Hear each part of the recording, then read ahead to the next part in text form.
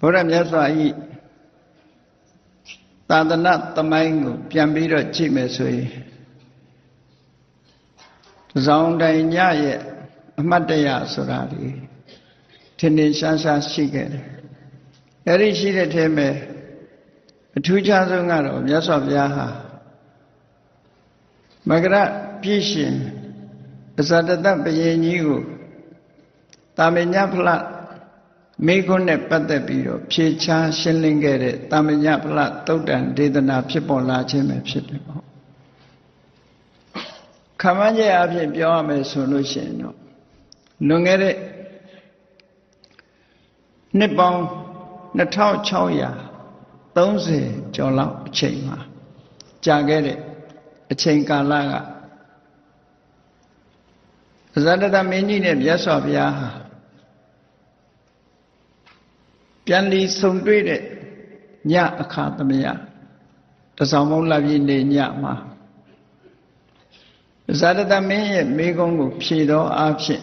မြတ်စွာဘုရားသခင်ကိုရောမြတ်တာမညဖလားတုတ်ကိုဟောကြားခဲ့တယ်။ဒါကြောင့်မို့ဒီနေ့ကိုတာမညဖလားနေ့လို့လည်းသတ်မှတ်ကြတယ်ပေါ့။နက္ခပညာလိုက်စားတဲ့ပုဂ္ဂိုလ်တွေကတော့တဆောင်လုံးလုံးလာပြီးနေညဟာနက္ခတရားတွေပြည့်စုံစွာကောင်းကင်မှာထွက်ပေါ်လာတာကိုထောက်ရှုပြီးတော့ဒီနေ့နက္ခတ်တွေစုံလို့ဆေးပေါင်းခါတဲ့နေ့အဖြစ်ဒီလိုသတ်မှတ်ကြတယ်ပေါ့လောကီဘက်ကသတ်မှတ်ချက်တွေကသိပြီးတော့ထူးထူးခြားခြားတော့မရှိပါဘူးမြန်မာလူမျိုးတွေကနေ့ဆေးပေါင်းခါတယ်လို့ယုံကြည်ချက်နဲ့မဇလီပင်ကအဖူးတွေတော့ပြောင်းမယ်နေ့ပဲပေါ့ဒီနေ့ခမခဆိုတာတော့ဘယ်သူမှစမ်းသပ်ထားတာမှမဟုတ်တာနော်ဘာပဲဖြစ်ဖြစ်မဇလီဘူးတုတ်တော့စားကြရမှာပဲအဲ့တော့ဒီကနေ့ရဲ့ထူးခြားချက်တွေဟာသာသနာသမိုင်းနဲ့ပြန်ပြီးတော့ကြည့်မယ်ဆိုရင်သုတ်တန်ကြီးတစ်ခုဖြစ်ပေါ်လာတာရဲ့ဇာတတမင်းကြီးဟာခမည်းတော်ဗေမိတာရမင်းကြီးကိုထောင်သွင်းအကျဉ်းချရုံမြမကလောက်ကြံတပ်ဖြတ်ပြီးပိဋကရကကံကြီးထိုက်သွားလို့နောင်တရပြီးမြတ်စွာဘုရားစီမရောက်အရောက်သွားပြီးသူ့အမားကိုဝန်ခံတဲ့ညလို့လည်းပြောလို့ရတာပေါ့နော်အဲ့ဒါလို့မိုက်မဲကြီးတဲ့အကြောင်းအရာတွေမိုက်မဲခဲ့သမျှမြတ်စွာဘုရားထံဝန်ချပြီးတော့တောင်းပန်ပြီးဘုရားမြတ်စွာရဲ့တပိတာဝကအဖြစ်ခံယူလို့ဘုရားပေါ်မှာကြည်ညိုတဲ့ထုခိကဘယင်တွေထဲမှာဇာတတရဲ့ကြည်ညိုမှုဟာအလွန်ကြီးမားတယ်လို့ပြောမြတ်စွာဘုရားသာသနာမှာအရေးပါဆုံးပထမဆုံးတင်တဲ့တန်ခါရနာကိုလည်းပဲဇာတတမင်းကြီးဟာတကားခံခဲ့တယ်ပေါ့အဲ့ဒါကြောင့်မို့လို့ဒီကနေ့တဆောင်တိုင်ညရဲ့အမှတ်တရလေးတွေကိုပြန်လီတတိယပြီးတော့မိမိတို့ဘဝမှာတဆောင်တိုင်ညနဲ့ပတ်သက်ပြီးတော့ဘယ်လိုအမှတ်တရတွေမှတ်သားပြီးတော့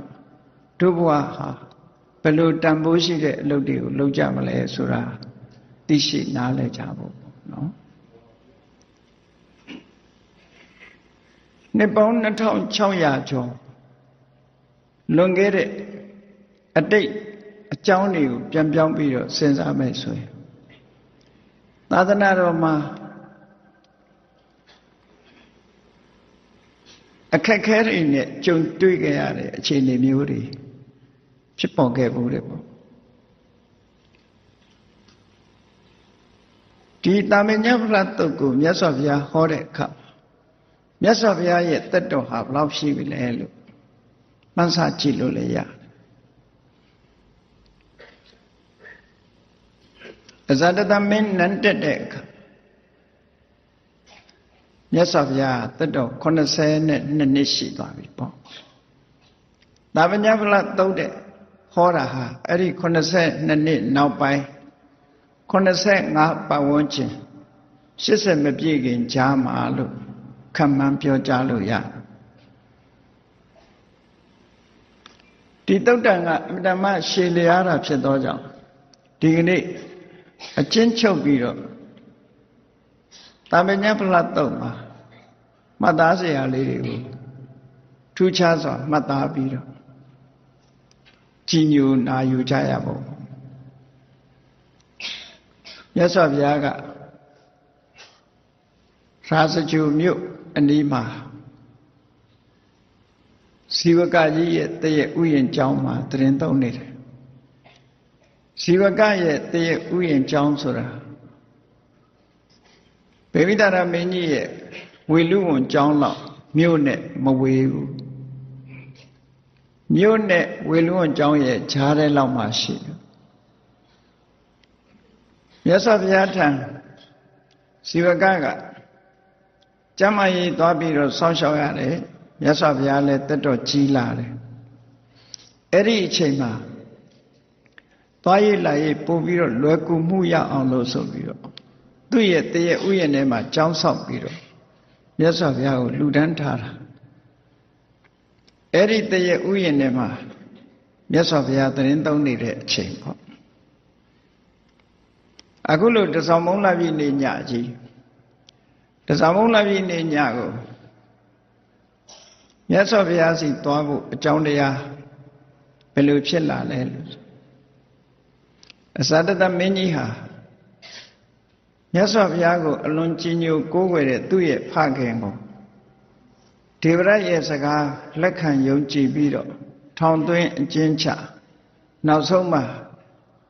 လောက်ကျန်တပ်ဖြတ်လိုက်သည့်အထိအောင်သူကျူးလွန်ခဲ့တယ်ပေါ့ကျူးလွန်ခဲ့တဲ့အချိန်ကနေစပြီးတော့နောင်တတွေရပြီးစိတ်မချမ်းသာနဲ့နေရတဲ့ရက်တွေကုံဆုံးသွားရတဲ့ရက်တွေဟာအမတန်မှများလာတယ်နောက်ဆုံးမှာသူ့ကိုတိုက်တွန်းနှိုးဆော်ခဲ့တဲ့အကြံပေးခဲ့တဲ့ဒေဝဒယဟန်ဟာလေမြတ်စွာဘုရားထံနောက်ဆုံးနောင်တရလို့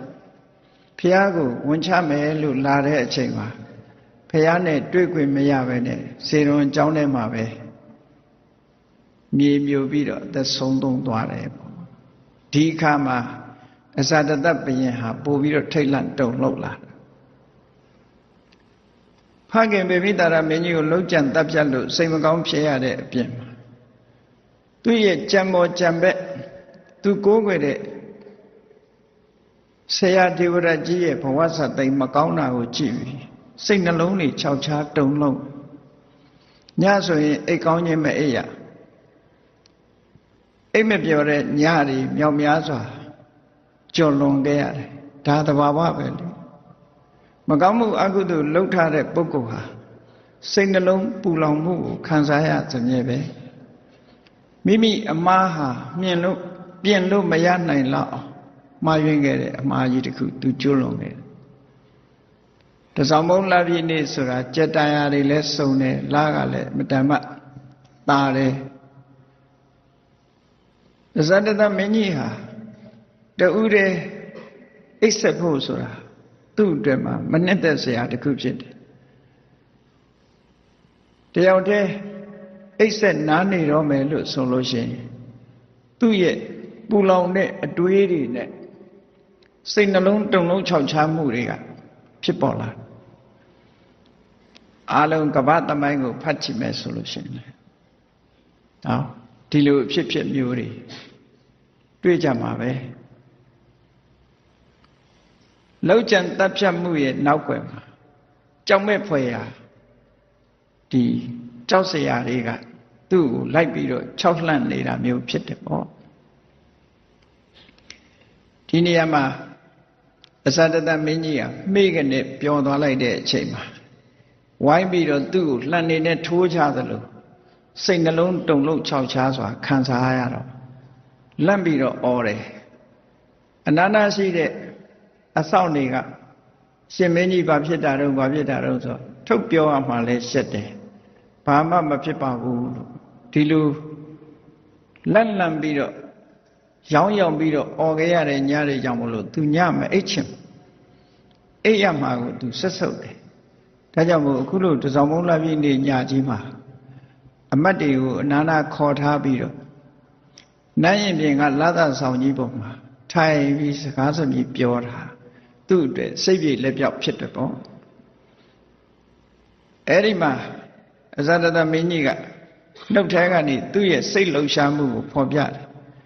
ကောင်းကင်ကိုမောကြည့်လိုက်တယ်ရာသီဥတုကလည်းတစောင်းမုံလာပြည့်နေ့ဆိုတာဟာမိုးလေးလကုံဆုံးတဲ့နေ့လည်းဖြစ်တယ်အဲ့ဒီအိုင်နေထဲမှာလည်းပဲ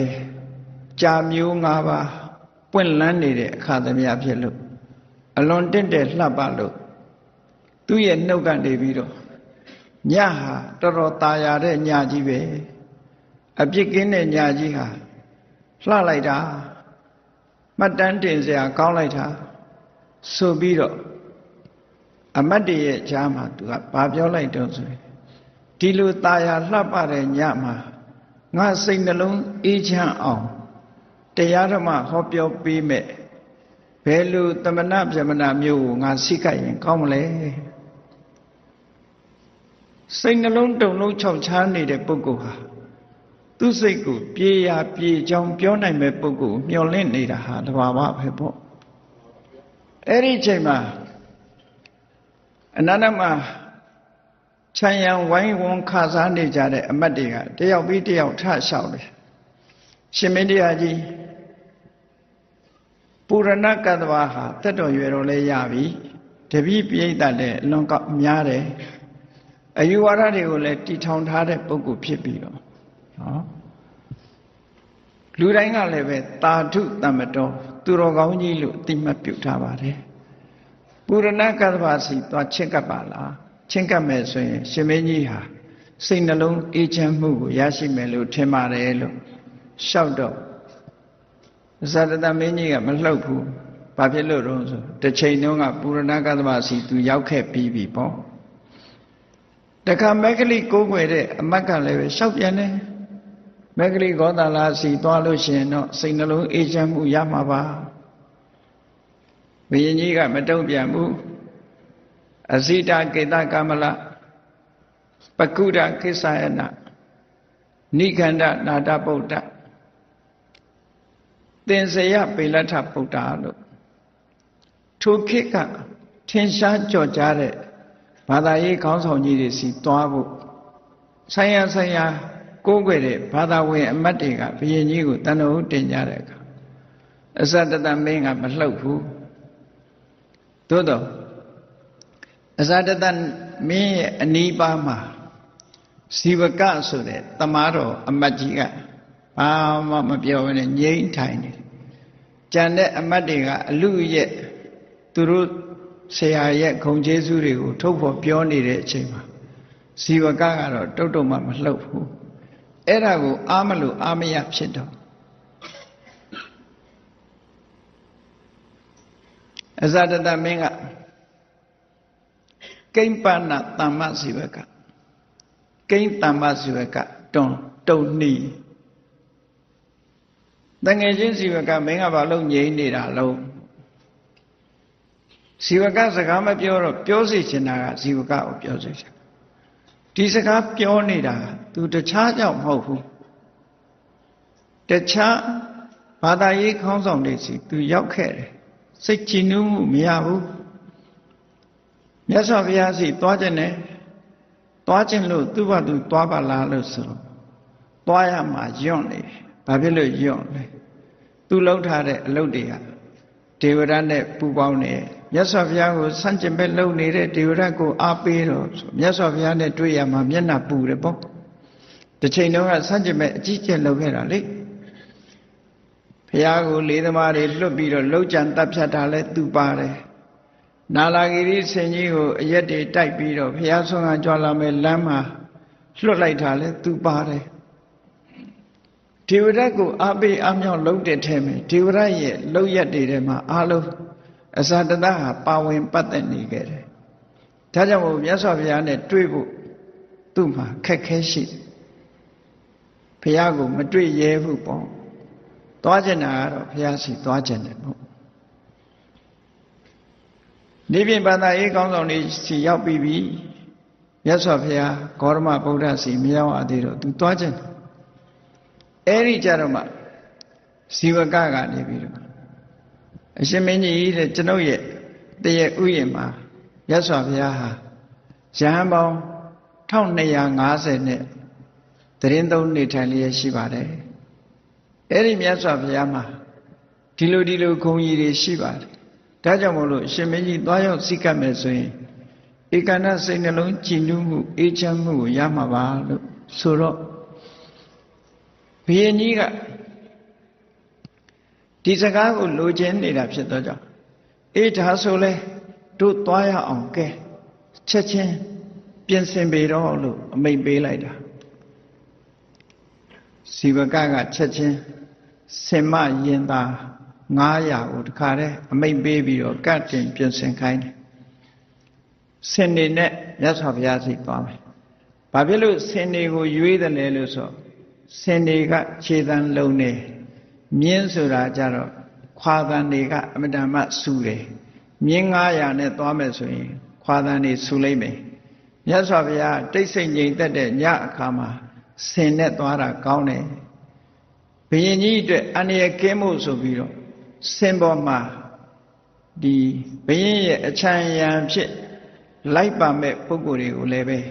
ယောက်ျားသားတွေမထားပဲနဲ့အမျိုးသမီးတွေကြီးပဲ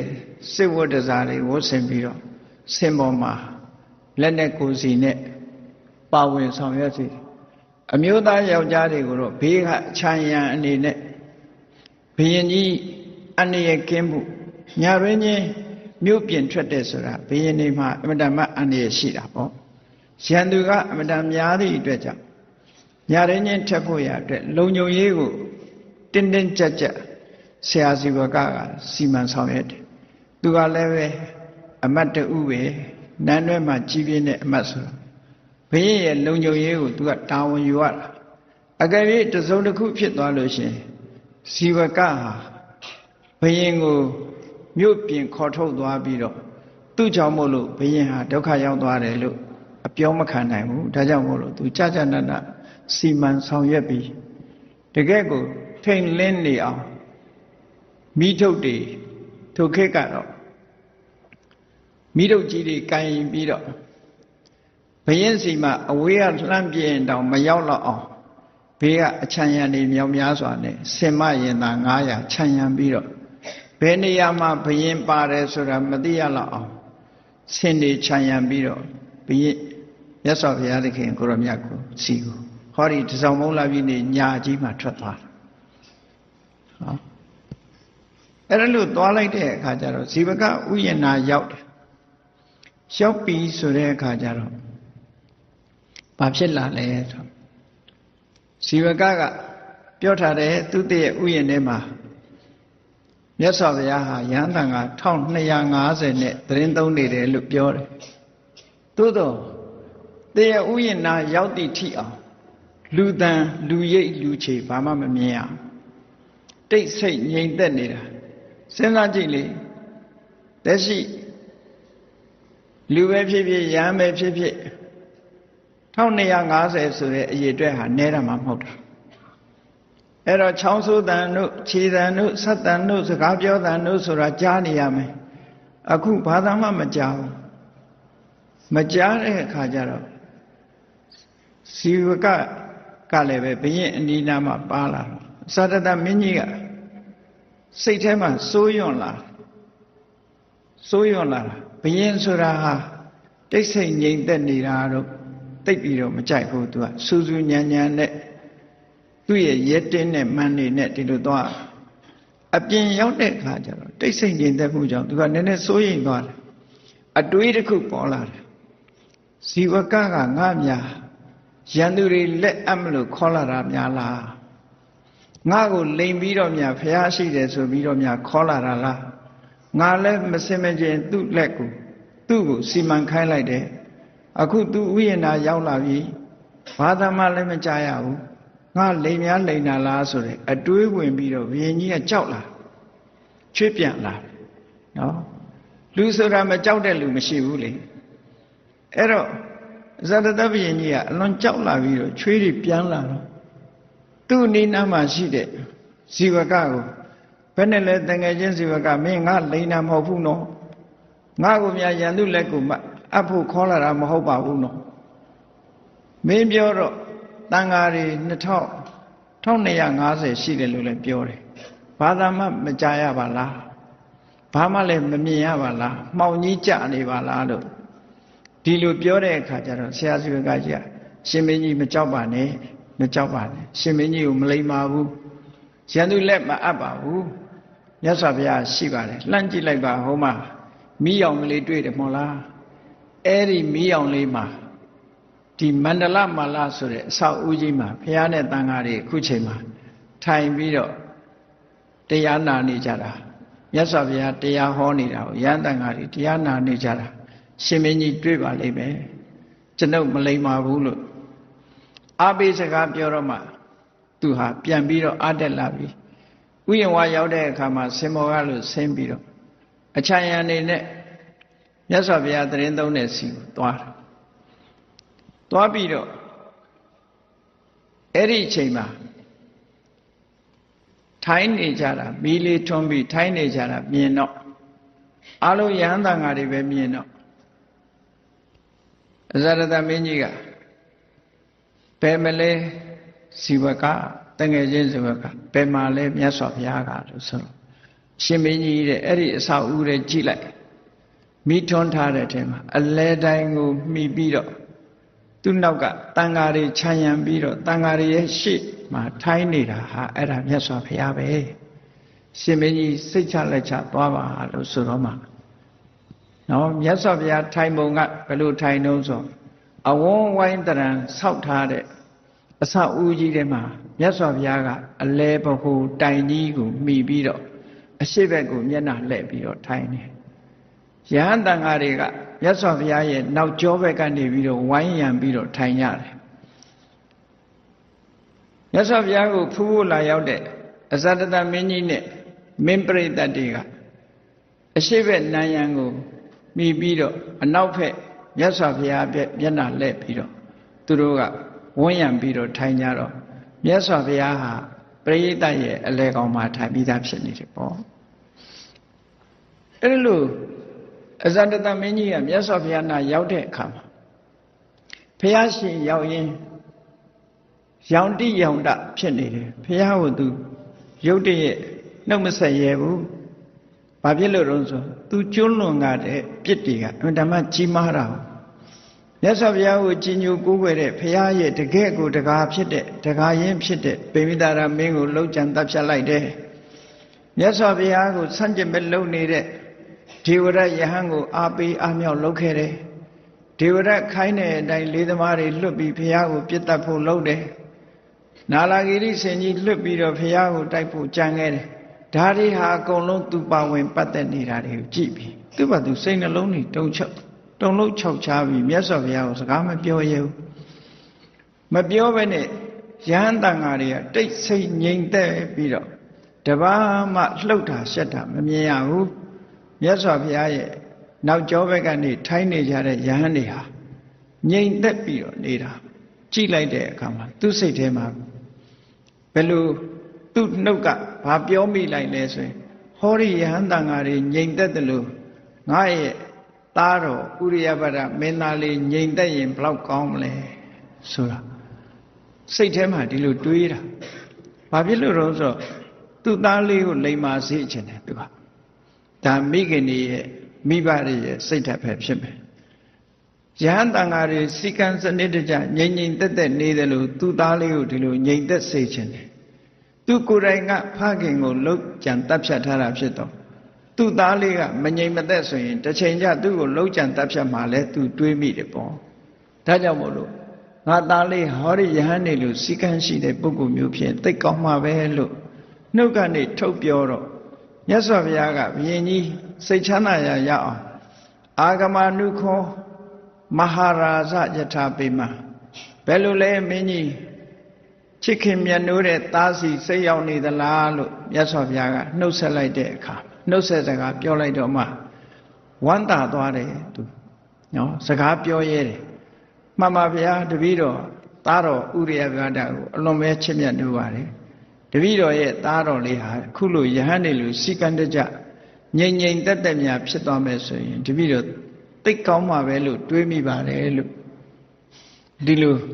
လျှောက်လိုက်တဲ့အခါစကားစမိပြီးသားဖြစ်သွားသူ့စိတ်တွေမြတ်စွာဘုရားပေါ်မှာကြောက်ရွံ့နေတဲ့စိတ်တွေဟာပြေလျော့သွားပြီးတော့မြတ်စွာဘုရားရဲ့ဖော်ရွေမှုပြုံးရွှင်တဲ့မျက်နှာမဟာကရုဏာတွေကိုကြောင်းမို့လို့သူဟာစိတ်ချမ်းသာမှုတွေအများကြီးရသွားတယ်ဘုရင်ကြီးရသွားတဲ့အခါကျတော့အဲ့ဒီကျမှမြတ်စွာဘုရားသခင်ကိုရောမြတ်ကိုဥသုံးငိမ်ချပြီးတော့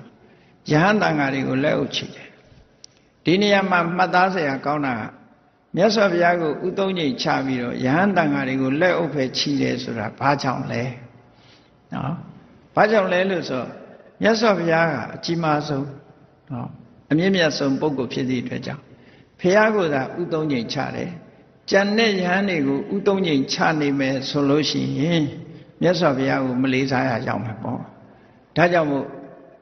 ဒီအမြတ်ဆုံးပုဂ္ဂိုလ်ကိုအလေးစားပေးပြီးတော့လေးစားသမှုပြုပြီးတော့ကျန်တဲ့ပုဂ္ဂိုလ်တွေကိုတော့အတိမတ်ပြုတဲ့သဘောလောက်ပဲ respect ပေးတဲ့အနေနဲ့လက်ဥကလေးပဲလှမ်းချလိုက်တယ်ဒါသဘာဝပဲဒါကြောင့်မို့လို့ဆရာတော်ကြီးတွေစီရောက်တဲ့အခါမှာတချို့ဒီလိုစာလာပေလာတွေကိုမှတ်သားတဲ့ပုဂ္ဂိုလ်တွေဟာဆရာတော်ကြီးတွေကိုရှိခိုးဝါချပြီးရင်အနာနာမှာတခြားတန်ခါရှိရင်လက်ကလေးပဲခြီတော့တယ်နော်ဆရာတော်ကြီးကြောပေးပြီးတော့တခြားကိုတော့ဝတ်မချဘူးဆိုပါတော့ရွှေတကုံစေတီတက်မယ်ဆိုလို့ရှိရင်နော်ရွှေတကုံစေတီတော်မြတ်ကြီးကိုဥချနေလို့ရှိရင်နောက်ကဘုရားရုပ်ဘွားတော်တွေကြောပေးပြီးသားဖြစ်နေတယ်အဲ့ဒါဟာတကယ်တော့လေအကာရဝါဖြစ်တဲ့အနေအထားမျိုးဖြစ်တယ်ပေါ့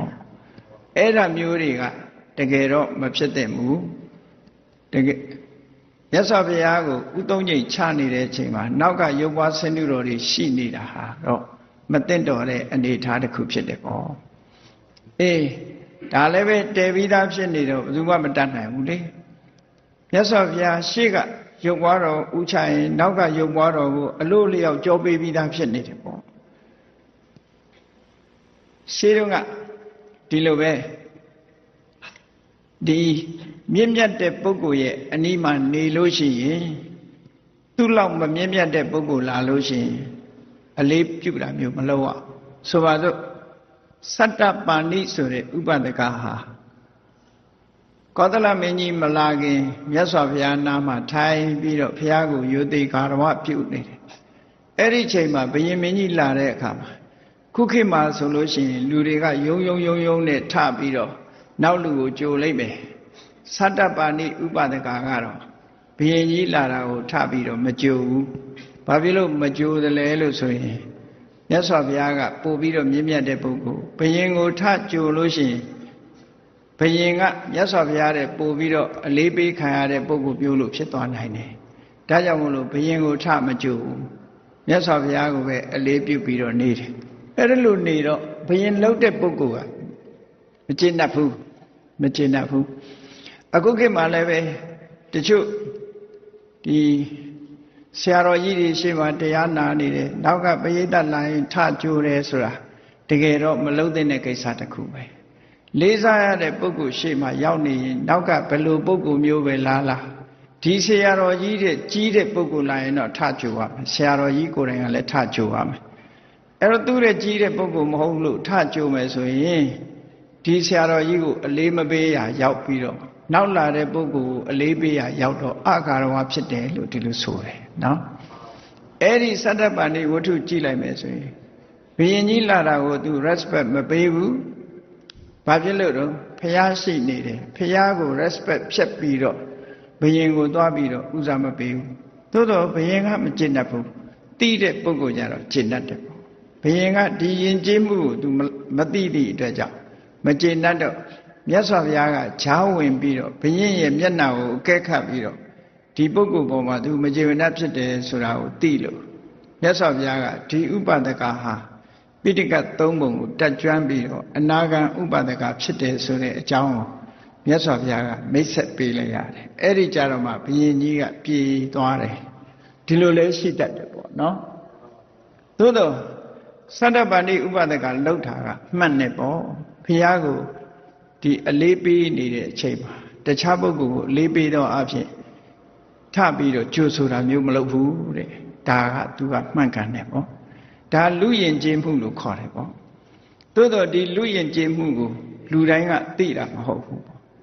ဒါကြောင့်မို့လေးစားရတဲ့ပုဂ္ဂိုလ်ရဲ့ရှေ့မှာနေလို့ရှိရင်အမြဲတမ်းဒါတတိထားရတဲ့ကိစ္စတစ်ခုအဲ့ဒါကြောင့်မို့ဇာတတပယင်ကြီးဟာလည်းရဟန်းတန်ဃာတွေကိုလှည့်ပြီးတော့ရှ िख ိုးမနေဘူးလက်အုပ်ကလေးချီပြီးတော့မှမြတ်စွာဘုရားကိုရိုသေကာရဝပြုလျှောက်ကြားတယ်အရှင်ဘုရားတဲ့တပည့်တော်အရှင်ဘုရားခွင့်ပြုမယ်ဆိုလို့ရှိရင်ပြဿနာဖြေဖို့အရှင်ဘုရားခွင့်ပြုမယ်ဆိုရင်တပည့်တော်မေးခွန်းတစ်ခုမေးပြရစေပါတဲ့ဆိုတော့မြတ်စွာဘုရားကမေးနိုင်ပါတယ်မေးနိုင်ပါတယ်လို့ခွင့်ပြုလိုက်တော့ဗာမေးတော့ဆိုရင် तू သိချင်တာဘာကြောင့်ဒီမေးခွန်းကို तू မေးရတယ်လဲဆိုတာဟာသူ့သားလေးကိုလည်းယဟန်တန်ဃာတွေလိုညင်ဝတ်စေချင်သူတော်စင်ဖြစ်စေချင်သူခေါင်းထဲမှာတွေးနေတာကလောကလူသားတွေဟာအတ္တပညာရဲ့အကျိုးကျေးဇူးကိုလက်တွေ့ခံစားကြရတယ်အခုလိုသာသနာ့ဘောင်ဝင်ပြီးတော့ယဟန်ခံတဲ့ပုဂ္ဂိုလ်တွေရောမျက်မှောက်မှာပြနိုင်တဲ့အကျိုးကျေးဇူးရှိသလားများသောအားဖြင့်ဆိုလို့ရှိရင်မြတ်သောအကျင့်ကိုကျင့်တယ်ဆိုတာနောင်ဘဝကောင်းစားဖို့လို့ထိုခေတ်ကနားလည်နေကြတယ်များစုကအဲ့လိုနားလည်တယ်ဒီဘဝကောင်းစားရေးမဟုတ်ဘူးနောင်ဘဝကောင်းစားရေးနောင်ဘဝကောင်းရသူတိရောက်ရေးလို့ဆိုတဲ့အစဉ်လာကြီးတစ်ခုရှိတယ်ဒါကြောင့်မို့လို့ဒီမေကွန်းမေးတာလည်းဖြစ်နိုင်တယ်ပေါ့ဒီမေကွန်းဖြစ်နိုင်မြတ်စွာဘုရားလက်ထက်တုန်းကသာသနာ့ဘောင်ဝင်သွားတဲ့ပုဂ္ဂိုလ်တွေကိုဒီ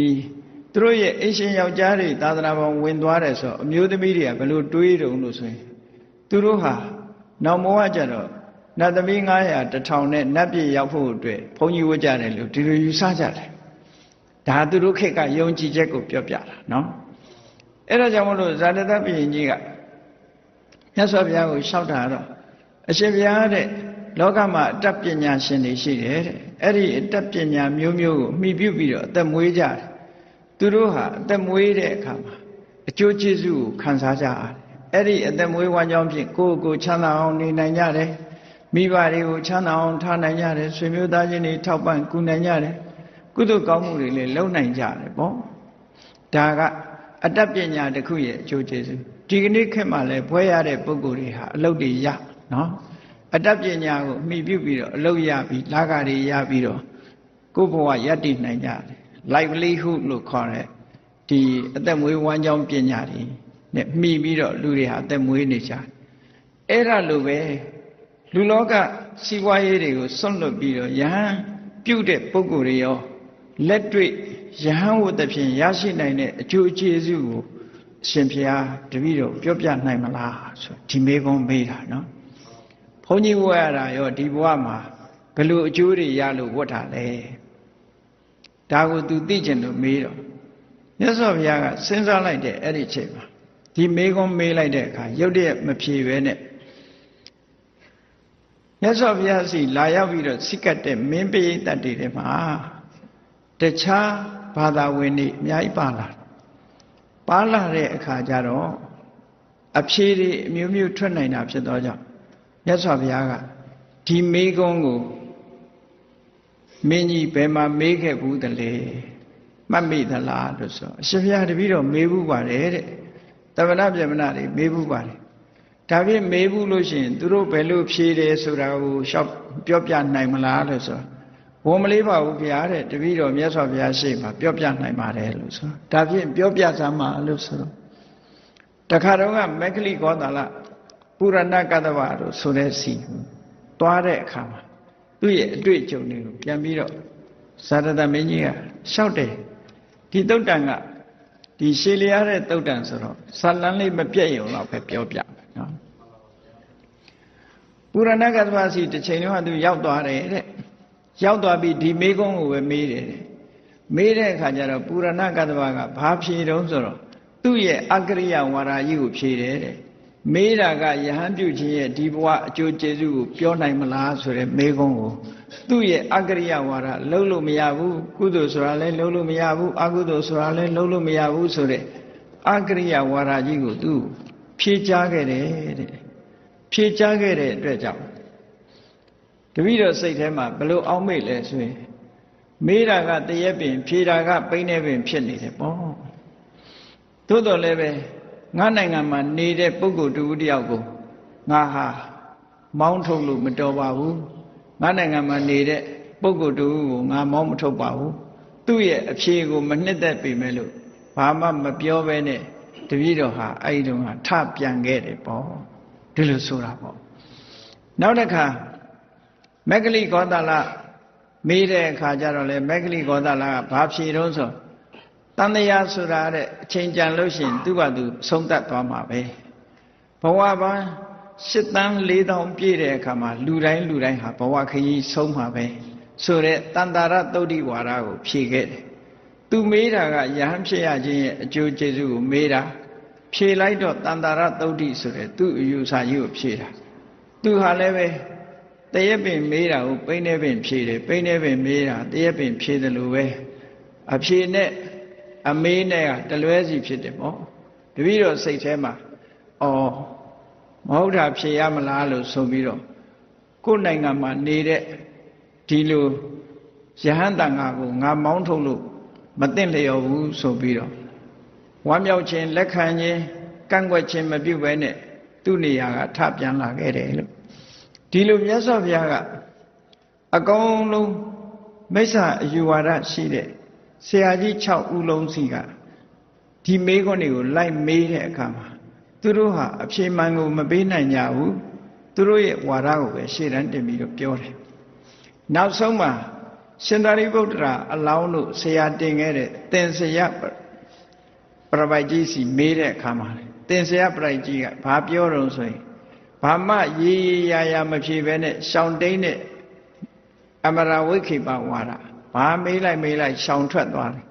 ကုသိုလ်လားဆိုရင်ကုသိုလ်လို့လည်းမဆိုလို့ဘူးဒါဖြင့်ကုသိုလ်မဟုတ်ဘူးလားမဟုတ်ဘူးလို့လည်းမပြောလို့ဘူးဆိုတဲ့အဲ့ဒီလိုဘယ်ရာကိုမှတိတိကျကျမဖြေတဲ့အမရာဝိခိပဝါဒနဲ့ရှင်းလိုက်တဲ့အခါမှာလဲမကြေမနက်ဖြစ်ပြီးတော့ဇာတတမင်းကမှတ်ချက်ချလိုက်တယ်ဒီသမဏပြေမနာတွေထဲမှာတော့သင်္ဇယဗေလဗုဒ္ဓဟာသင်္ဇယဗေလထဗုဒ္ဓဆိုတဲ့ဒီပြပိုက်ဟာအမိုက်မဲဆုံးပဲလို့စိတ်ထဲမှာဘာဖြစ်လို့တော့ဆိုမေရတခုမှမပြောနိုင်ဘူးအဲ့ဒါလို့တပည့်တော်ဒီခိုင်းဆရာကြီးတွေစီသွားရောက်ပြီးတော့ဒီမေးခွန်းတွေကိုမေးတဲ့အခါမှာသူတို့စီကအဖြေမရခဲ့ပါဘူးကျင့်တတ်တော့တဲ့အဖြေမရလို့အခုဒီမေးခွန်းကိုပဲမြတ်စွာဘုရားကိုမေးပါတယ်လို့ဆိုပြီးတော့ရှောက်တယ်အဲ့ဒီကြတော့မြတ်စွာဘုရားကသူ့ကိုဖြေပြတယ်ကဲဒီလိုဆိုလို့ရှိရင်ရှင်မင်းကြီးကြိုက်တဲ့တိုင်းသာဖြေရှင်မင်းကြီးနိုင်ငံမှာဘုရင်မင်းကြီးကိုကျေးတော်မျိုးကျွန်တော်မျိုးအဖြစ်အခါစားလုပ်နေတဲ့လူတယောက်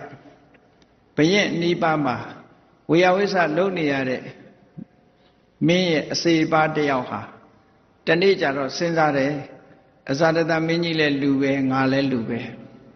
သူကြတော့ချမ်းချမ်းသာသာနေလဲရတာငါကြတော့သူ့ရဲ့ဝေယဝိဆတွေလုပ်နေရတယ်ငါဘဝအလွန်နှိမ့်ကြ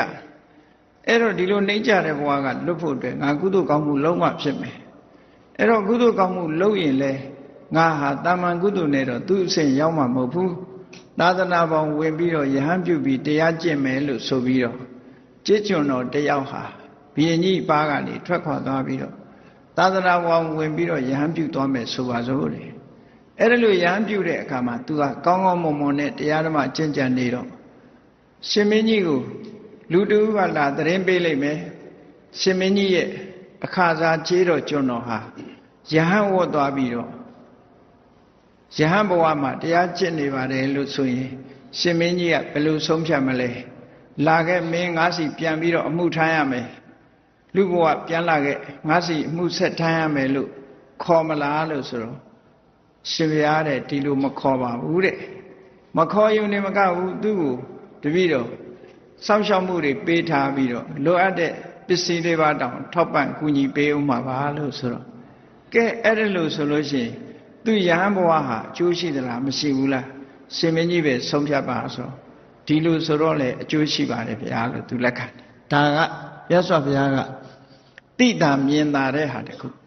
ယဟန်ဘဝရောက်သွားလို့ရှိရင်ဒီငကိုကဘယင်းရဲ့အမှုတွေထမ်းနေရတဲ့ပုဂ္ဂိုလ်တူတယောက်ဟာ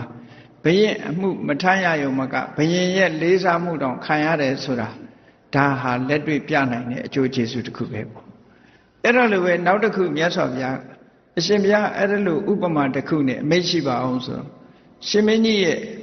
ဒီအခွန်အတုတ်တွေကိုအခွန်ပန္နာတွေကိုဆက်သပြီးတော့စီးပွားရေးစိုက်ပျိုးရေးလုပ်နေတဲ့လယ်သမားတစ်ယောက်ဟာနော်စဉ်းစားတယ်အဇာရတမင်းကြီးဟာလည်းပဲမင်းမယ်ငါလည်းမင်းမယ်အဇာရတမင်းကြီးဟာလည်းပဲလူပဲငါလည်းလူပဲသူဟာအဗ္ဗဓမ္မချမ်းသာတယ်ငါကြတော့လေအဗ္ဗဓမ္မနှိမ့်ကြတယ်သူ့ရဲ့အခွန်ထုတ်တွေကိုထမ်းနေရတယ်အဲ့တော့ငါဘဝတမ္မာနဲ့ဖြင့်သူ့အစဉ်တန်းကိုဖြစ်နိုင်မှာမဟုတ်ဘူးအဲ့တော့ငါလည်းကုသိုလ်ကောင်းမှုလုံးမှာပဲကုသိုလ်ကောင်းမှုလုပ်ရင်လေယဟန်ဘဝဝင်ပြီးတော့တရားကျင့်တာပိုကောင်းတယ်လို့ဆိုပြီးတော့ယဟန်ဝတ်သွားတယ်ဆိုရင်အဲ့ဒီပုဂ္ဂိုလ်ကိုလည်းပဲရှင်မင်းကြီးကပြန်ဆင့်ခေါ်ပြီးတော့လာမင်းလေယာလုံငန်းပြန်လုပ်ပြီးရင်ငါ့ကိုအခွန်လေးပြန်ဆက်လို့ဒီလိုပြောမလားလို့ဆိုမပြောပါဘူးဗျာတဲ့တပည့်တော်ဟာယဟန်ဘဝမှာသူပြောနေဖို့နဲ့ဒီကုညီထောက်ပံ့မှုပစ္စည်းလေးပါထောက်ပံ့မှုအကာအကွယ်ပေးမှုတွေတောင်တပည့်တော်လုပ်ပေးမှာပါလို့ဆိုတော့အဲ့ဒါလို့ဆိုရင်ယဟန်ဘဝဟာလက်တွေ့အားဖြင့်အကျိုးရှိသလားမရှိဘူးလားရှင်မင်းကြီးပဲဆုံးဖြတ်ပါလို့ဆိုဒီလိုဆိုတော့အကျိုးရှိပါအဲ့တော့ဘုရင်ကြီးကထတ်တယ်အရှင်ဘုရားတဲ့ဒီတဲ့ကောင်းတဲ့ယဟန်ဘဝရဲ့အကျိုးကျေးဇူးတွေကိုအရှင်ဘုရား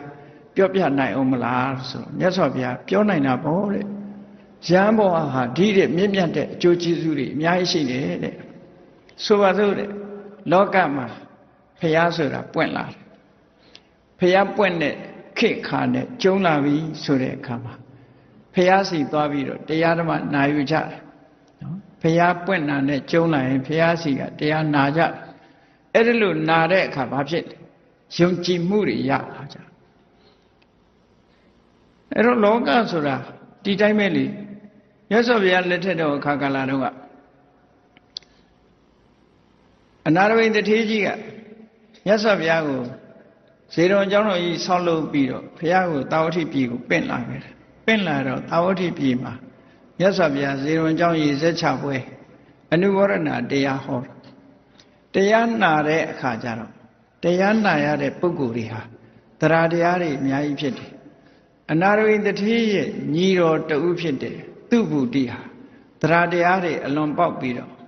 မိသားစုဘဝကိုစွန့်လွတ်ပြီးမြတ်စွာဘုရားသာသနာတော်ကိုဝင်ရောက်သွားခဲ့တာဒီလိုဟာတွေကအများကြီးရှိတယ်ပေါ့မိသားစုဘဝကိုစွန့်ပြီးတော့သာသနာပေါ်ဝင်သွားကြတယ်အဲ့ဒါလိုပဲမြတ်စွာဘုရားဟောတဲ့တရားကိုကြားနာပြီးတဲ့အခါမှာလူတွေဟာဒီလောက်ကောင်းတဲ့တရားဒီလိုမြင့်မြတ်တဲ့အကျင့်ကိုကျင့်ဖို့ဆိုတာတို့ဟာမိသားစုဘဝနဲ့နေလို့မဖြစ်ဘူးအလွန်စင်ကြယ်တဲ့အကျင့်ကိုကျင့်ရလူဘဝဆိုတာဟာသိတဲ့အတိုင်းပဲအင်တမကျင်းမြောင်းနေကြက်တဲတယ်မွန်းကြက်တယ်ယဟန်ဘဝဟာလွင်ပြင်လိုပဲအင်တမလွတ်လပ်တယ်ယဟန်ဘဝကူးပြောင်းပြီးတော့တို့တွေဟာမြတ်သောအကျင့်ကိုကျင့်မှသာအောင်မြင်နိုင်တယ်လို့ဒီလိုစိတ်ထဲမှာယူဆလာပြီးတော့မိသားစုဘဝတွေကိုလွတ်လွတ်ကျွတ်ကျွတ်ဖြစ်အောင်အလုံးဟာစွန့်လွတ်ပြီးတော့သာသနာပေါ်ဝင်သွားကြတာတွေဟာအများကြီးပဲအဲ့ဒါလိုပဲမြတ်စွာဘုရားကဥပမာအနေနဲ့ဟောတယ်ဖျားပွင့်လို့တရားနာတော့တရားတွေဖြစ်တဲ့အခါလူဘဝစွန့်လွတ်ပြီး renounce လုပ်တယ်ပေါ့စီစိန်ဥစ္စာအနည်းငယ်ပဲဖြစ်စေများပြားပဲဖြစ်စေဆွေတွေမျိုးတွေအများပြားပဲဖြစ်စေအနည်းငယ်သောဆွေမျိုးတွေပဲဖြစ်စေအားလုံးကိုစွန့်လွတ်ပြီးတော့သာသနာပေါင်းဝင်သွားကြတယ်အဲ့ဒါလို့သာသနာပေါင်းဝင်သွားပြီးတော့သာသနာပေါင်းမှာကျင့်ကြံကြိုးကုပ်အားထုတ်ရမယ်တရားတွေကဘာတွေတုံးလို့ဆိုပထမဆုံးကျင့်ကြံကြိုးကုပ်အားထုတ်ရတဲ့တရားတွေကကိုယ်ချင်းသီလပဲဖြစ်တယ်ယဟန်ဘဝရောက်လာတာနဲ့တပြိုင်နက်ကိုယ်ချင်းသီလပြည့်စုံအောင်အားထုတ်ကြတယ်ပါဠိဘောခသမရသီလလို့ဆိုတဲ့မြတ်စွာဘုရားပြည့်ညတ်ထားတဲ့သိက္ခာပုဒ်ကြီးဆိုပါစို့ မေထုနပฏิသေဝနာလို့ sexual relation ဆိုတာကစပြီးရှောင်ကျင်တယ်နော်သူများဥစ္စာခိုးယူခြင်းကရှောင်ကျင်တယ်ကြီးမားတဲ့တပ်ဖြတ်မှုတွေဆိုတာရှောင်ကျင်တယ်လိင်ဒီပြောဆိုမှုတွေကရှောင်ကျင်တယ်အဲ့ဒါလို့ရှောင်ကျင်ပြီးတော့အလွန်မြင့်မြတ်တဲ့အကျင့်တွေကိုကျင့်ကြံကြုတ်ကိုအားထုတ်လာကြတယ်အဲ့ဒါလို့အားထုတ်လာကိုချင်းသီလပိုင်းဆိုင်ရာမှာပြည့်ပြည့်ဝဝကိုချင်းသီလတွေနဲ့ပြည့်စုံအောင်ကြိုးစားအားထုတ်လာကြတယ်အဲ့ဒါလို့ကြိုးစားအားထုတ်တော့ကိုချင်းသီလနဲ့ပြည့်စုံတဲ့ပုဂ္ဂိုလ်တွေမှာဘယ်လိုအကျိုးကျေးဇူးတွေရလာသလဲဆိုအနဝိဇ္ဇဒုက္ခကိုချင်းသီလပြည့်စုံတဲ့ပုဂ္ဂိုလ်ဟာကာယကံမှုဝစီကံမှုတွေကစင်ကြဲနေတဲ့အတွက်ကြောင့်နှုတ်နဲ့လည်းအမှားမလုပ်ဘူးကိုယ်ဒီလည်းရောက်လည်းအမှားမလုပ်ဘူးဒုစရိုက်မှုကိုဘာမှမကျူးလွန်သည့်အတွက်ကြောင့်ကိုယ့်ရဲ့ကိုချင်းတရားကိုပြန်ပြီးတော့ဆင်ញင်စဉ်းစားလိုက်တဲ့အခါမှာစိတ်ထဲမှာကြည်နူးဝမ်းသာမှုဆိုတာဖြစ်တယ်အပြစ်ကင်းတဲ့ချမ်းသာလို့ဆိုတဲ့နော်အနဝိဇ္ဇဒုက္ခကိုခံစားကြရတယ်ပေါ့အဲ့ဒီအနဝိဇ္ဇဒုက္ခခံစားဖို့ရအတွက်ကိုချင်းသီလရှေးဥစွာကျင့်ကြံကြုတ်ကိုအထောက်ကြတယ်ဟုတ်ပြီကိုချင်းသီလနဲ့ပြည့်စုံလာတဲ့ပုဂ္ဂိုလ်ဟာဒီကိုချင်းသီလခိုင်မြဲဖို့အတွက်ဘာလုပ်ဖို့လိုတယ်ဆိုရင်ဆက်လက်ပြီးတော့ကျင့်သုံးရတာကတော့အိန္ဒြိယတံဝရလို့ခေါ်တယ်အိန္ဒြေကိုထိမ့်သိမ်းဆောင်ရှောက်ဖို့လိုတယ်မျက်စိကမြင်ပြီးတော့လောဘဒေါသမဖြစ်အောင်နားကကြားတဲ့အသံနဲ့ပတ်သက်ပြီးလောဘဒေါသမဖြစ်အောင်နှာခေါင်းကအနံ့ရှူလျှာနဲ့အရသာခံခန္ဓာကိုယ်နဲ့ထိတွေ့စိတ်ကူးကြံစီပြီးတော့လောဘဒေါသမဖြစ်အောင်ကိုယ့်ကိုယ်ထိမ့်သိမ်းဆောက်ရှောက်တာဓဝရ6ပါးကဝင်ရောက်လာတဲ့အာယုန်တွေနဲ့ပတ်သက်ပြီးတော့အကုသိုလ်တွေမဖြစ်အောင်ထိမ့်သိမ်းဆောက်ရှောက်မှုဆိုတဲ့အိန္ဒြိယတံဝရဆိုတာသီလလုံခြုံမှုအတွက်အထောက်အကူအများကြီးဖြစ်တယ်အကယ်၍ဒီလိုမထိမ့်ဘူးဆိုလို့ရှိရင်ဆောက်ရှောက်ထားတဲ့ကိုချင်းသီလဟာမကြခင်ပဲကျိုးပေါက်ပျက်စီးသွားနိုင်တယ်ဒါကြောင့်မို့အိန္ဒြိယတံဝရအိန္ဒြေကိုထိမ့်သိမ်းဆောက်ရှောက်မှုဆိုတာကိုဆက်လက်ပြီးတော့ကျင့်ကြံကြိုးကိုအားထုတ်ရကောင်းပြီအိန္ဒြေကိုထိမ့်သိမ်းဆောက်ရှောက်လို့လုံခြုံသွားပြီဆိုရင်ဘယ်လိုအကျိုးကျေးဇူးရှိတုံးဆိုအဗျာတေကဒုက္ခတဲ့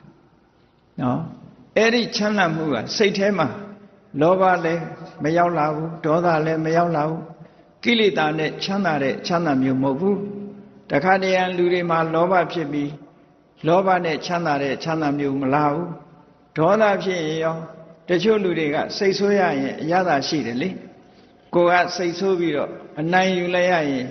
ချမ်းသာဒုက္ခဆိုတာလေးကဖြစ်လာတယ်စိတ်ဆိုးလို့ချမ်းသာတာပြောတာမဟုတ်ဘူး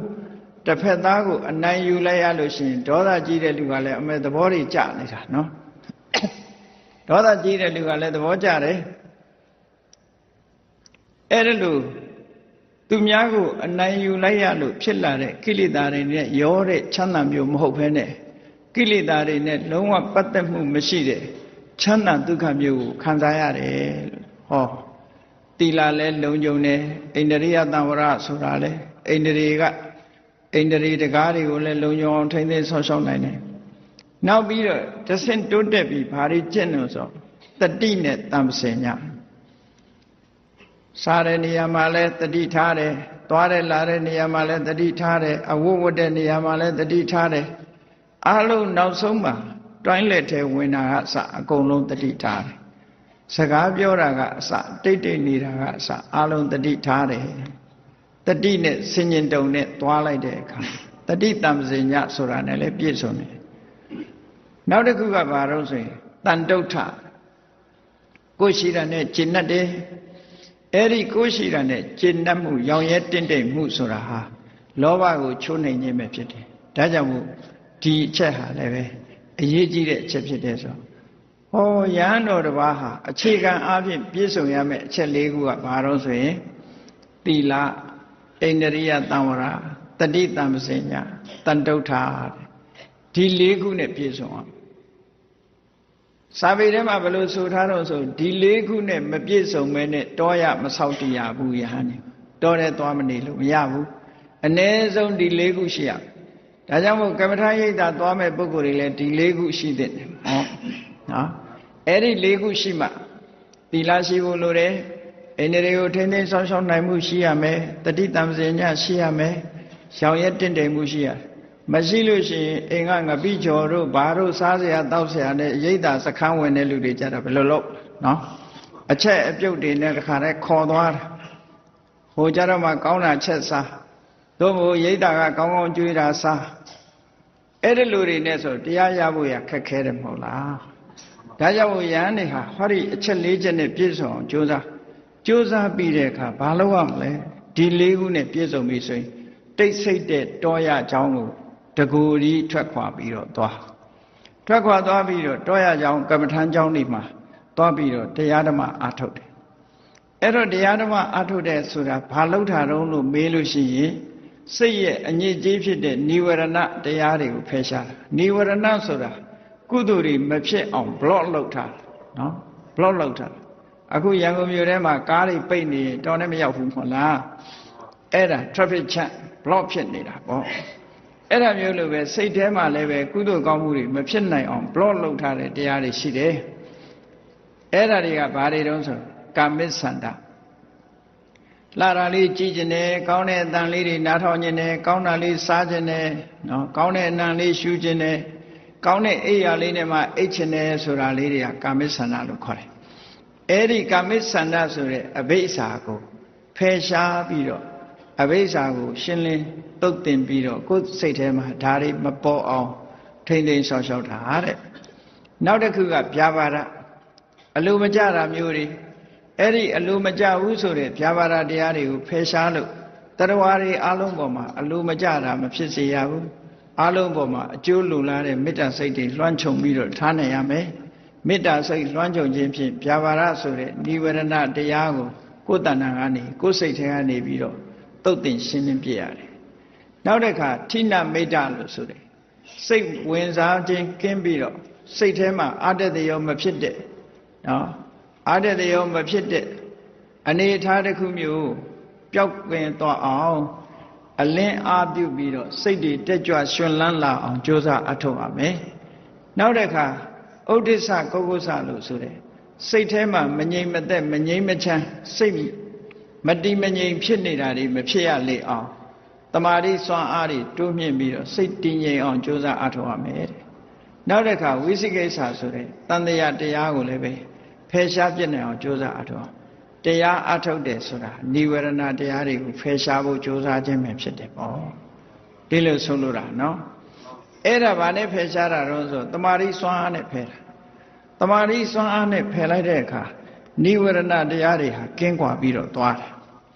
အဲ့ဒီနိဝရဏတရားတွေဟာဘာနဲ့အလားတရံတူတယ်လဲလို့ဆိုရင်ကာမိစ္ဆန္ဒကကျွေးနဲ့အလားတရံတူတယ်ကျွေးတင်နေတဲ့ပုဂ္ဂိုလ်တယောက်ဟာကျွေးကဆက်ရမှာဖြစ်တယ်ဘယ်တော့မှစိတ်အေးချမ်းမှုမရဘူးကာမိစ္ဆန္ဒရှိနေတဲ့ပုဂ္ဂိုလ်တယောက်ဟာလည်းပဲကျွေးတင်နေတဲ့ပုဂ္ဂိုလ်လိုပဲသူ့မှာဆက်ဆရာတွေဖြစ်နေတယ်နော်အဲ့တော့နောက်ဗျာပါဒဆိုတာဘာနဲ့တူတော့ဆိုရင်ယောဂနဲ့တူတယ်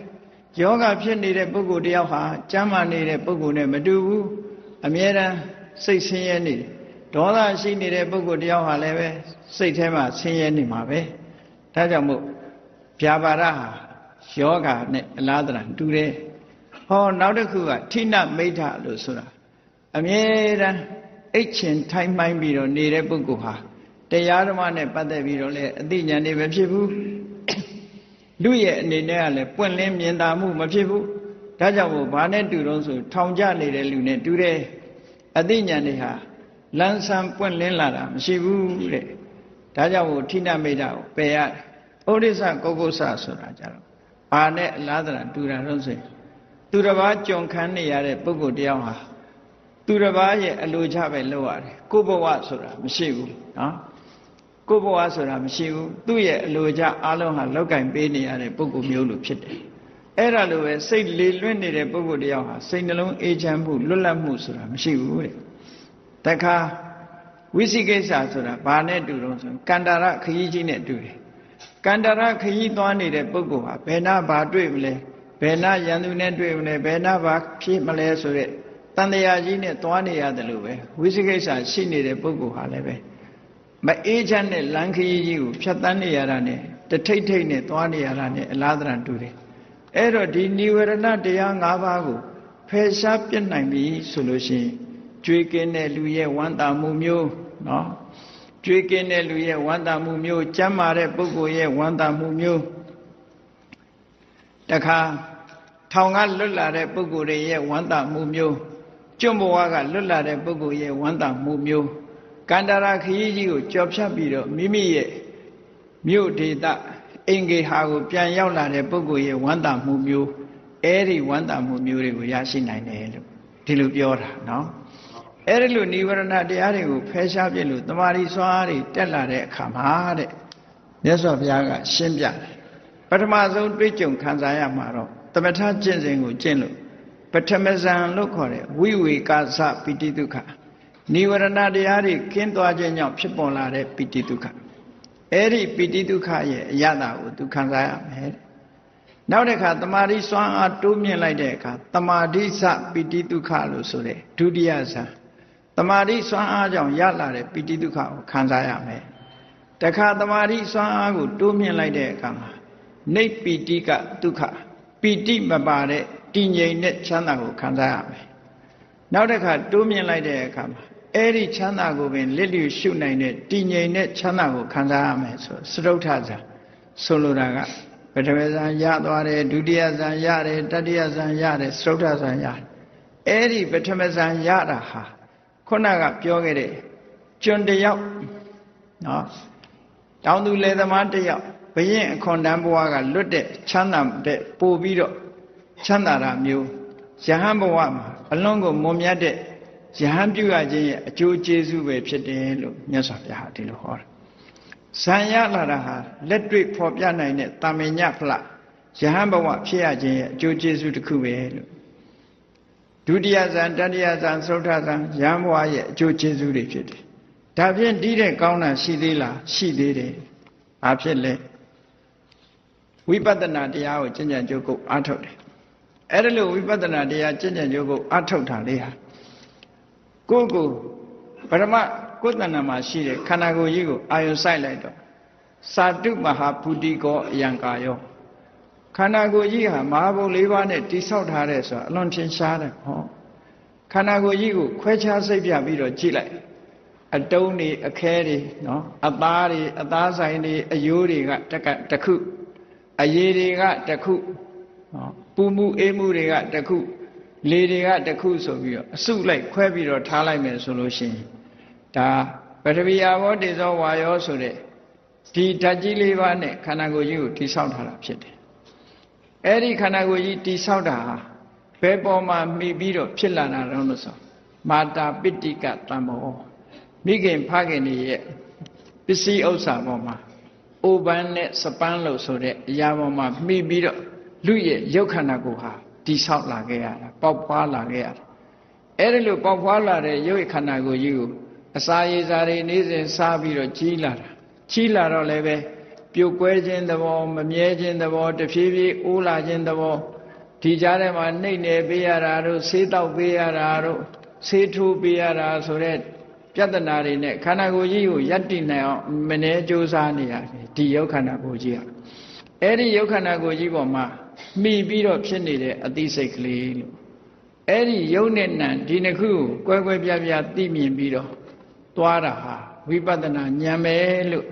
ဒီဝိပဿနာဉာဏ်ရခြင်းဟာယဟန်ဘဝမှာလက်တွေ့ပြနိုင်တဲ့အလွန်ကောင်းတဲ့အကျိုးကျေးဇူးပဲလို့မြတ်စွာဘုရားဒီလိုဟောပြီးရှေ့ဆက်ပြီးတော့ဆက်ဟောတယ်သမထကျင့်စဉ်တစ်ခုကိုကျင့်တဲ့အခါမှာမိမိစိတ်အာယုံအတိုင်းပဲ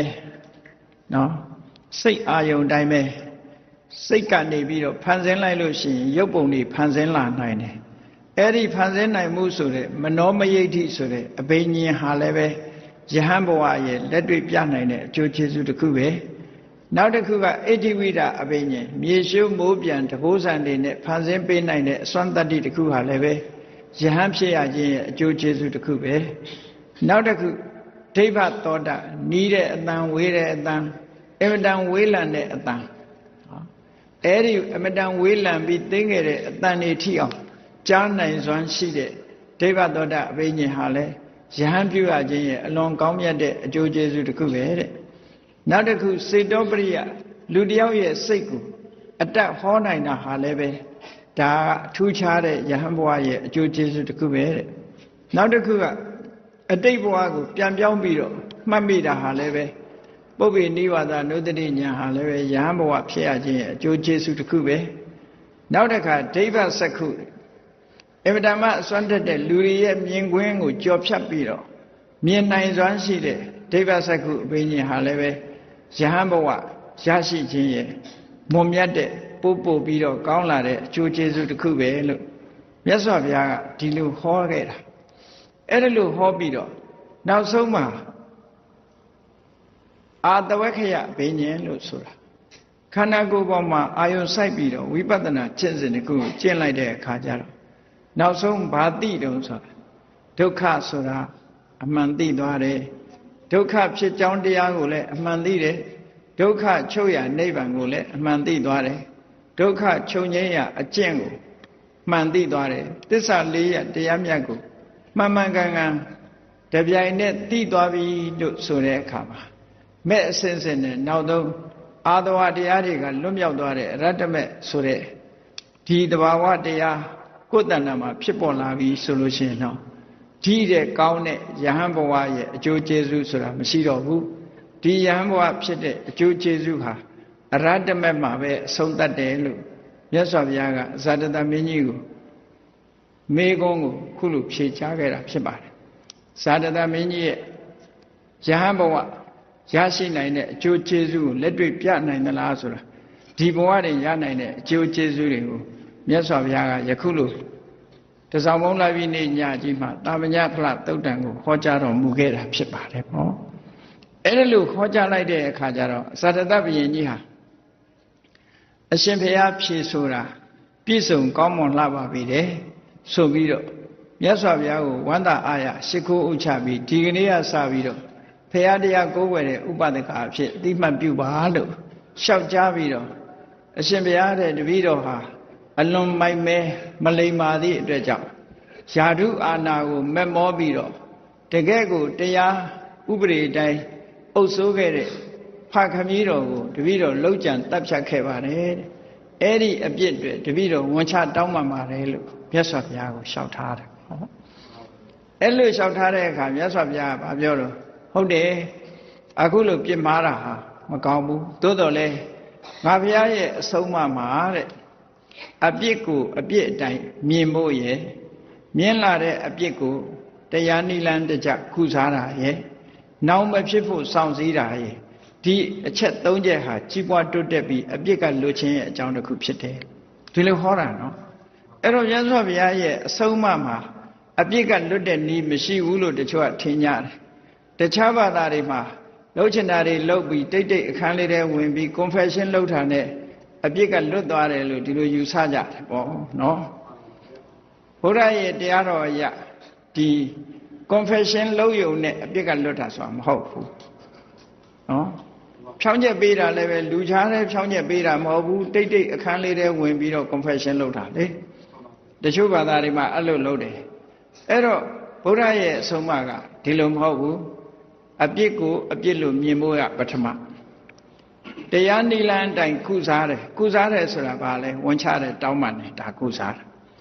နောက်အခါရှောင်ကျင်ရမယ်ဟောဒီ၃ခု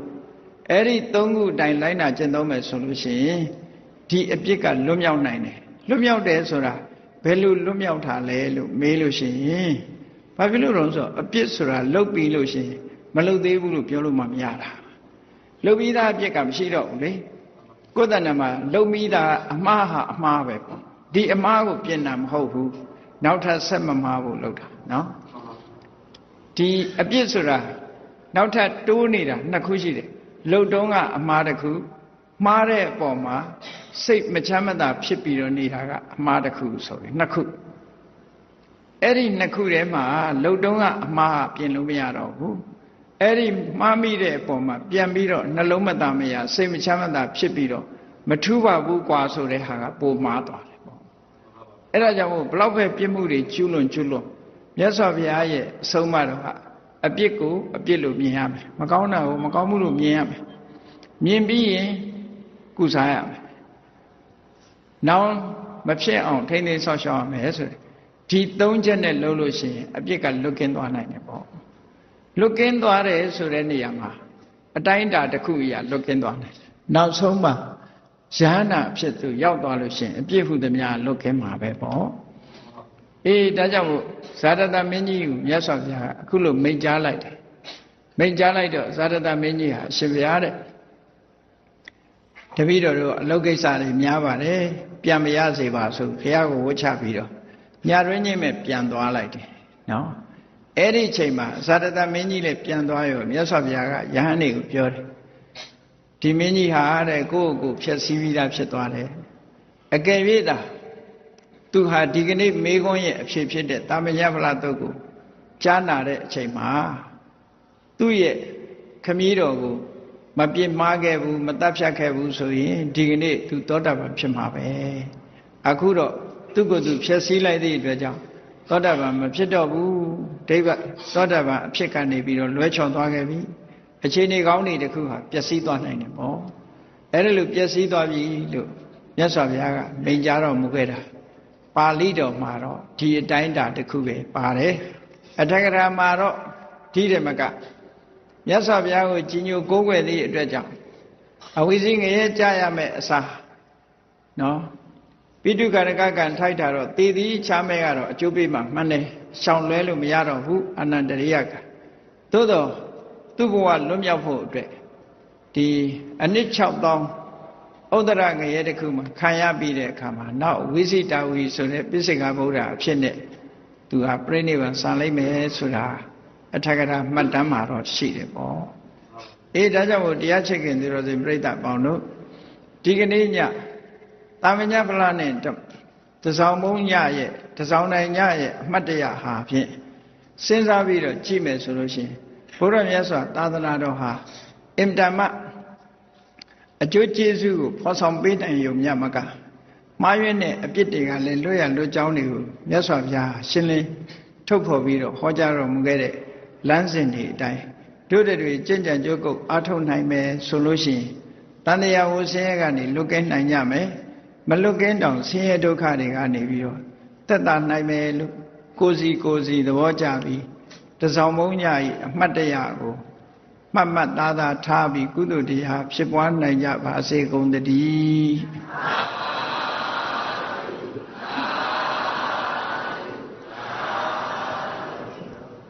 ကဲမေတ္တာပို့ရအောင်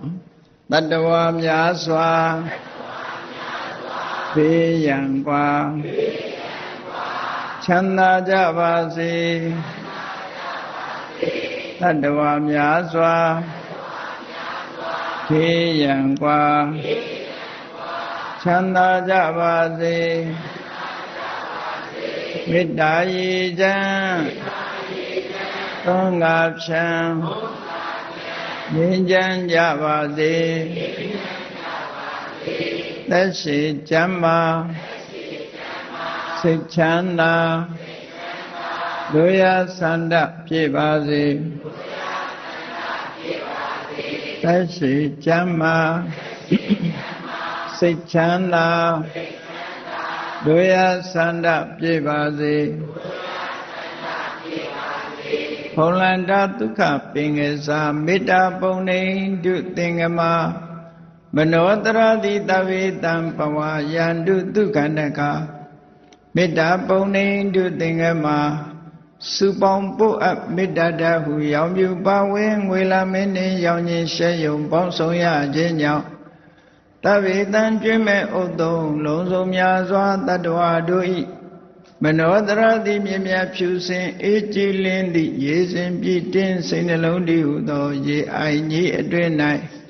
ဒုက္ခပင်ကစားစင်ထာဝရအေးမြကြည်သာတာယာပွင့်လန်းချမ်းသာဒုက္ခတည်းဟုသောကုမုဒ္ဒရာကြာပန်တို့သည်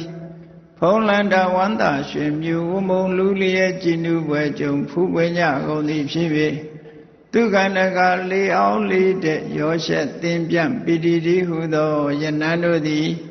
ဘဝယန္တုကောင်းစွာမဲ့သည်ကြိုင်လိုက်၍နေကြပါစေကုန်တည်း